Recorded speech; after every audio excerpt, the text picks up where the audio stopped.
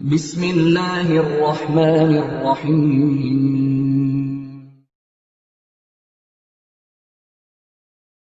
Assalamu alaikum wa rahmatullahi wa barakatuh.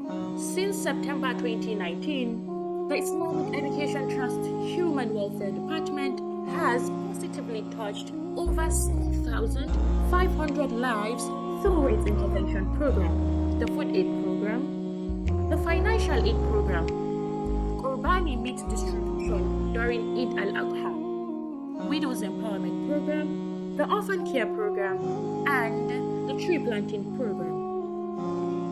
For this good work to continue and be sustained, we need your continuous support. Jazakumullahu khairan as we look forward to your generous donation. Wassalamu alaikum wa rahmatullahi wa barakatuh.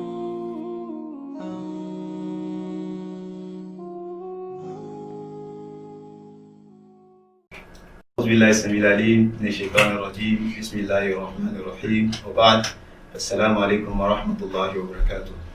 Our respected viewers, you are welcome back on this our series Qualities of a Leader.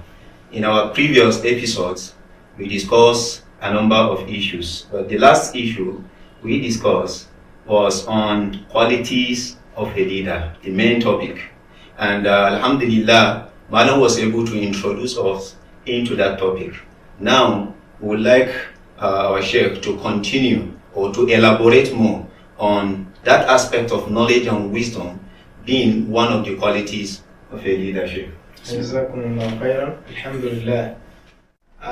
Knowledge and wisdom being a first quality that a leader should possess. I think the importance of knowledge cannot be overemphasized. Even to non-Muslims, knowledge is so crucial. Because what makes somebody a leader and what gives him an edge over other people is the skill and is the knowledge and is the wisdom he possesses, which others will feel, because you can't live with ignorance. That's why this becomes so crucial. Let me quickly go into Quran. In Surah Al-Baqarah, verse 247, when Allah talks about the Israelites, some people who, after the Musa alayhi salam, Allah says, "Alam tara ila al-mala'i min bani Isra'ila min ba'di Musa." You know, the verse is long. I don't want to prolong. Allah narrating to us the story of some people after Moses alayhi salam. Those people who said to their Nabi, their prophets, they say his name is Samuel, that Allah subhanahu wa ta'ala tells us about them, when they told him that they need a leader, that somebody who will lead a battle. Why? Because they have been oppressed. They have been oppressed by some other people. So they needed somebody who will lead them to fight a battle. Now what happens? وَقَالَ لَهُمْ نَبِيُّهُمْ إِنَّ اللَّهَ قَدْ بَعَثَ لَكُمْ طَالُوتَ مَلِكًا. So now their request has been granted by Allah subhanahu wa ta'ala. They wanted a leader who will lead them. And now the prophets told them to Allah subhanahu wa ta'ala has appointed Talut to be your leader. فَقَالُوا أَنَّ يَكُونُ لَهُ الْمُلْكُ عَلَيْنَا. You requested for a leader. Now Allah has given you Talut as a leader, but they were kicking against them. They said, how can a leader be chosen from from that angle? How can they be chosen as a leader? What's their basis? لَمْ يُتَسَعَةً مِنَ الْمَالِ. To them, the yardstick for determining who qualifies to be a leader was money. They say he wasn't given the Talut you have mentioned. He has no money. He's not from a famous family. Then the Nabi, their prophet, told them, أن يكون ولم يتسعة منهم قال إن الله اصطفاه عليكم وزاده بسطة في العلم والجسم. I think this is what they call محل الشاهد. That Allah has chosen him over you and He has chosen him to be your leader because Allah has given him what? Bastatan fil ilm, like sound knowledge, wal jism, and also the sound health, physical strength. Thank you. So, walam yutasa'atan min al-mal. Of course, he was not given money. So, which means money is like when it comes to leadership, it's not. It doesn't matter. You know, it may be secondary because in some positions, some people will say don't entrust somebody who is so poor because he will and this or he has not managed money before this. It could be, but the first thing is knowledge. Allah choose Talut to be the leader over them. Why? Because of his knowledge, and also the health, you know, sound health, and he's, you know, like a giant, and you know, he's bold enough. So I think that is it. So I think to show the importance of knowledge, and when we talk about knowledge, even in Islam, because the positions of leaders differ. The kind of knowledge required in an imam in salat is not at the same as the person maybe who is heading an organization. You get the point? Yes.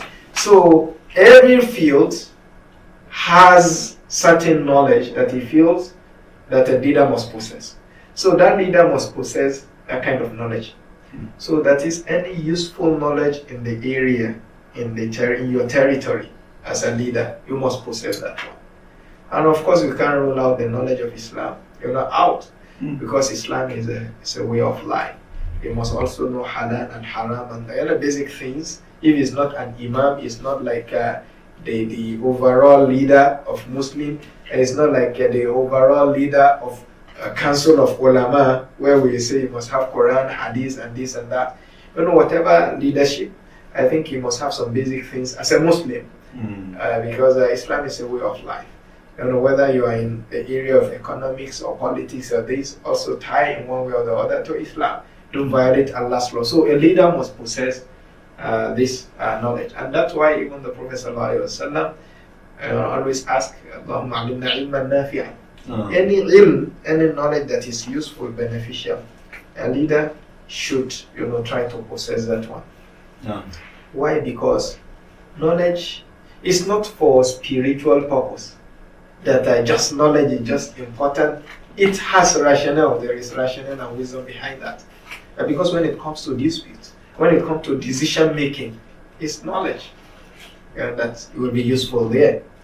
You know, it's knowledge that will be useful there, and that's why one of our scholars, when he was describing knowledge in a poet, Imam al-Alviri said, "Huwa al-habbu al-muhannadu."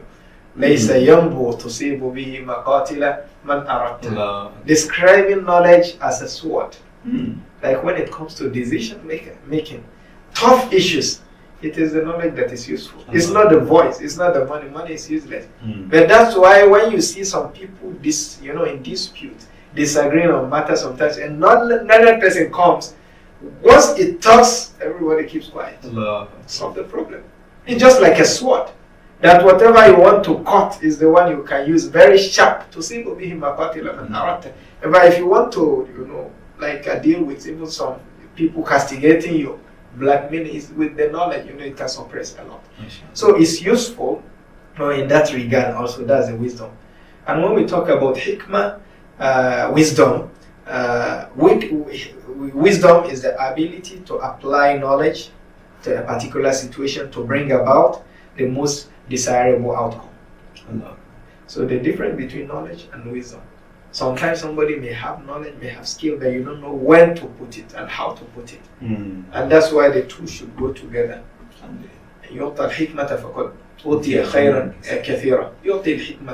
Allah gives it to whoever he likes. So it matters a lot.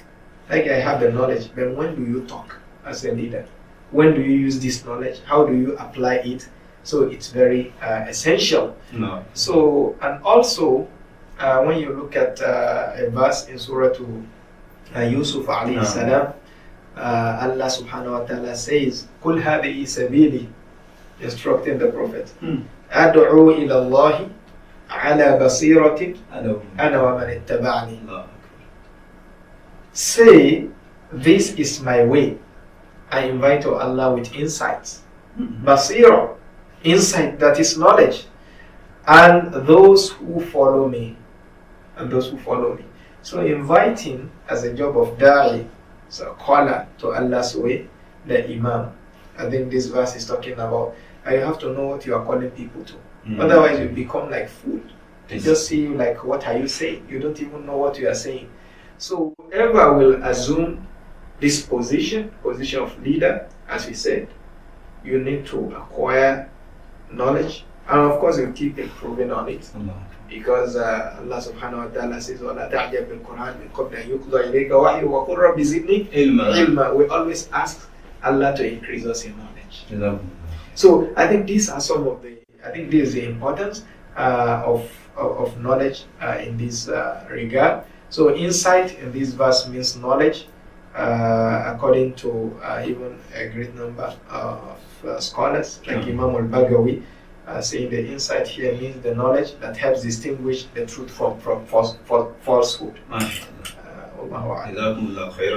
It is time for us to go for a short break, and inshallah after the short break we shall continue from where we stop. Assalamu alaikum wa rahmatullahi wa barakatuh.